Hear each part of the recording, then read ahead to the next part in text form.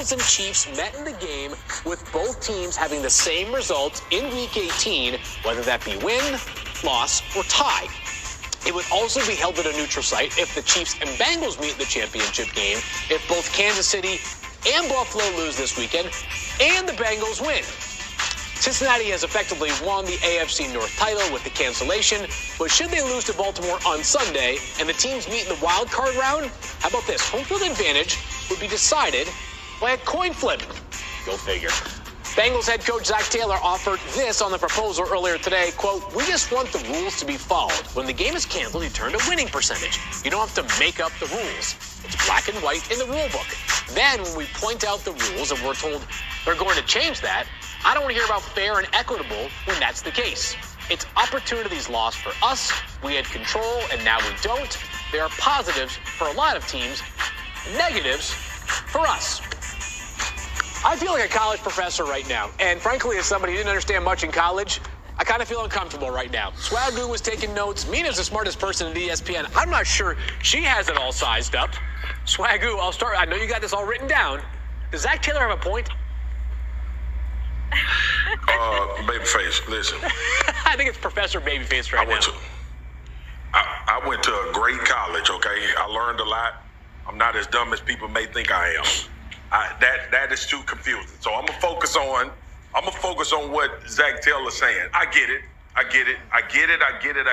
But everybody would have a gripe in this particular situation. Yeah. And that's the thing that I think we all got to remember is that it's just so unprecedented, the way this transpired. And then too, at the time that it transpired. All right, let's remember that as well. Like it's fair for Zach Taylor to say, yeah, we missing an opportunity. And then if it was another way around, Kansas City would be like, well, they didn't play as many games as we played. But we all need to keep the main thing about why this happened. And I'm not trying to, Zach Taylor was wonderful. The Cincinnati Bengals were wonderful, tremendous in everything that happened on that Monday Night Football game.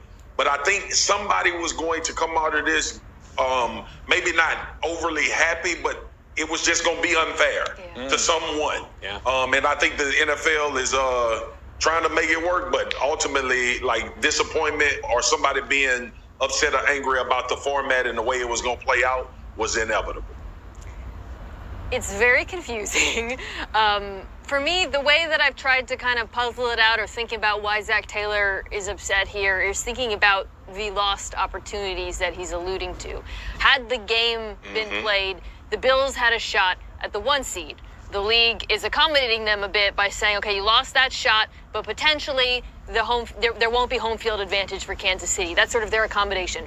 The Ravens, if the Bills had beaten the Bengals, had a clean shot at winning the division. So the league's saying, all right, you're going to still have a shot at winning the division against Cincinnati, even if the absence of a game makes the winning percentage, puts you at a disadvantage.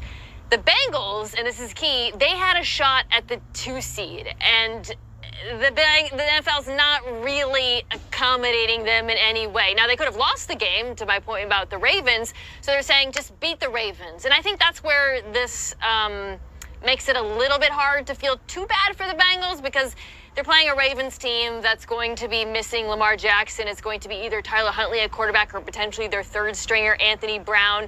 If they lost that game, I think it'd be hard to find someone who's like, wow, the Bengals really should have won the division after losing to the Ravens twice. But I understand his logic there because they have been accommodated the least out of every NFL team. I just got to tell you, it brings me so much relief knowing that even Mina was struggling with figuring out all the various scenarios in the AFC playoff picture. Like me, like P-brain size guy. I was just like, okay, like, this is confusing. If Mina feels confused too, then I think we can all say it's okay to be confused. Here's what I do know.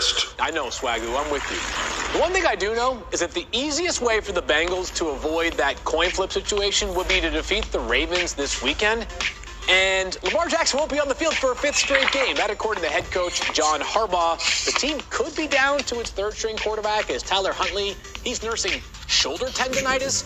Harbaugh did say there's a good chance he starts on Sunday, so unlikely to have Anthony Brown as the starting quarterback. Let's go ahead and pick this game, though, and I don't know where this graphic came from, but it makes me laugh. Swagoo, you're up first, my man.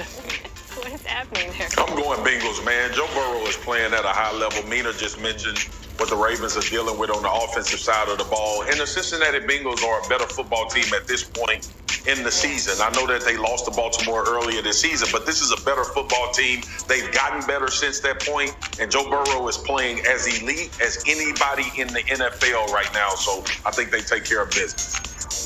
I've also got Cincinnati. I don't think we'll see that coin flipped, and I think the league would be happy if that was not to happen. In part because I think for Baltimore with Tyler Huntley, the best case for their offense would be the run game being dominant, but Cincinnati has a very good rushing defense. DJ Reader in the middle of that defensive line has been lights out, and I think they'll be able to stop the Baltimore Ravens on the ground. Watch this. He's back. Hey, listen, I'm going with the Cincinnati Bengals as well. When you think about what this offense has been able to do, the way that Jamar Chase and also T. Higgins has been playing, Tyler Boyd made the big play against Buffalo early, and Samaje Perine and Joe Mixon in the backfield. I think this team is just too good offensively for whether it's an Anthony Brown-led or Tyler Huntley-led Baltimore Ravens offense to score enough points against that defense that Mina has always mentioned and keep up with what they can do with Joe Burrow and all of these great skill players in Cincinnati. Yeah, the Ravens are going to the playoffs, but they are limping into the postseason. We're all on the Bengals in this one. We have plenty more ahead here on NFL Live, and let's not forget that a year ago, King Henry and to come out on the other side and still, again, just think about his teammates. That's DeMar. That's who he is, though. The incredible news continues to roll in for Bills safety Damar Hamlin, and we're here to deliver it all to you on NFL Live. We've got coverage from all corners. We say hello and welcome in to Coley Harvey from Cincinnati and Elena Getzenberg from Buffalo. Coley, you're up first. What's the latest on the incredible progress for Damar Hamlin? The field incredible is the key word, and I've been saying this all afternoon as we've been updating people on this status of Damar Hamlin. I haven't smiled myself all throughout our coverage, but I'm feeling so much more upbeat and optimistic today than I have at any other point. The reason why is because the breathing tube that Damar Hamlin had been living with for these last few days, it has now been taken out of him. That happened last night, according to a statement from the Buffalo Bills. The doctors here at the University of Cincinnati Medical Center, they came and they talked to media yesterday during a Zoom news conference, and they said that the next step for him was to get that breathing tube out. That was also a sign that his status would likely switch at some point soon from being critical to stable. That has not been formally announced yet, but that is the next step, and this is what it's all about at this point. Taking those baby steps, those positive steps, making sure his respiratory function is strong, his neurological function is strong, and to that last point, the communication is strong. He has been talking, he has been communicating, and he's been communicating with his teammates. I know that Elena Getzenberg is going to tell us all about that. Great stuff there, Coley. And as you mentioned, Elena Getzenberg will give us more information on exactly what was taking place on that Zoom between Damar Hamlin and his teammates. We find Elena outside of the Bills practice facility. It's cold there, Elena. What can you tell us about the message that Damar Hamlin himself delivered to his teammates? Yeah, Field, just like Coley was talking about, it is a joyous day in Orchard Park. They are so excited that they were able to talk to Damar Hamlin earlier today. Players, Coach Tom McDermott, General Manager Brandon Beane all said that it was exactly what they needed. And it was also partly what they needed because Damar Hamlin showed signs of himself on that Zoom call earlier today. I can't remember the order of things, and it was not a long interaction as you'd imagine with his situation.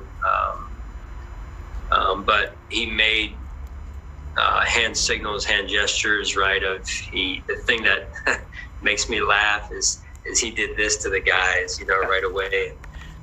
He flexed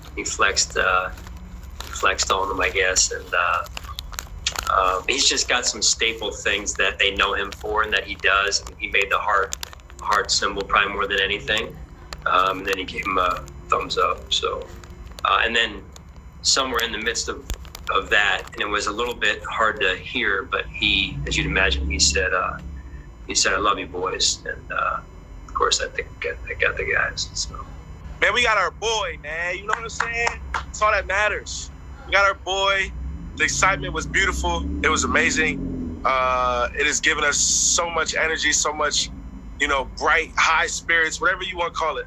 It has given it to us to see that boy's face to see him smile, see him go like this in the camera, it was everything. So, and then to hear him talk to us, it was literally everything, and that's what we needed. Literally, that's all we needed. Those emotions are going to now extend for the Bills into their game against the Patriots on Sunday right here in Orchard Park, and they are going to be honoring Damar Hamlin in a variety of ways during that game. One of those is that they will be wearing a number 3 patch on their jerseys for the game. The Bills are also currently discussing ways to honor the first responders and the trainers that helped save Damar Hamlin's life on Monday night. Those discussions are still underway, but this is